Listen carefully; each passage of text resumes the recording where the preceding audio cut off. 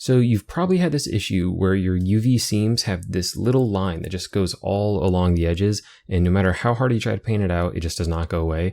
And this happens a lot when you're baking at higher LODs or when you're photo scanning an object or something. And all this was really caused by is because your UV islands are just, the color is too close to the edge. You just got to extend it a little. And I'll show you what I mean here. So I have two examples. This top one on the left is just kind of exaggerated, showing like where the UV edges is and kind of the problem you would be having. And so you can see the red is showing all along the edges because all these islands are just floating in red.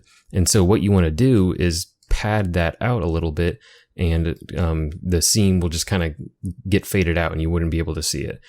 This happens in the Megascans albedo channels too. Like they use this kind of technique all the time where they just essentially feather the edges with this Photoshop plugin, and you won't even notice the seams because of it. And so I'll actually show you this plugin that I'm talking about.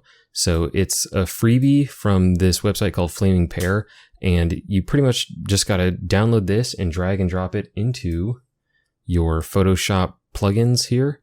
And then once you drop that in, if you were to open Photoshop, I'll show you how to use it. So here I have my islands all set up, and they're all in one layer and already in a transparent background. So all you have to do is make a selection of your UVs essentially.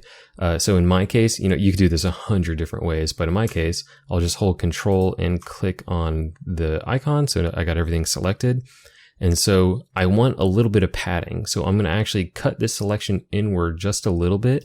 So I'll select, modify, contract, and I'll just 3 pixels is fine.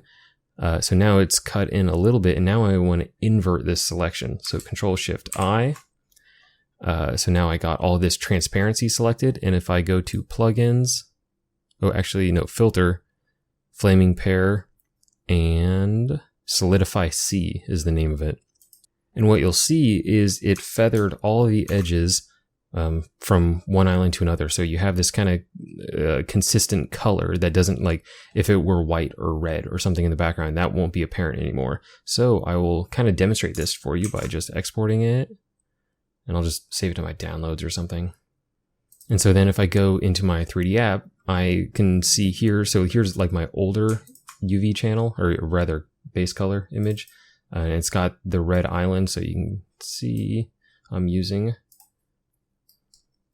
this image here. And so I want to switch to this one on the right and show you how that will get rid of the seam. So if I just drag and drop it in my base color, seam is gone. So really easy. We really just got to feather the edge. And I say you use this Photoshop plugin, but you can do this 1,000 different ways. But I like this one. So hope that helps, and see you guys later.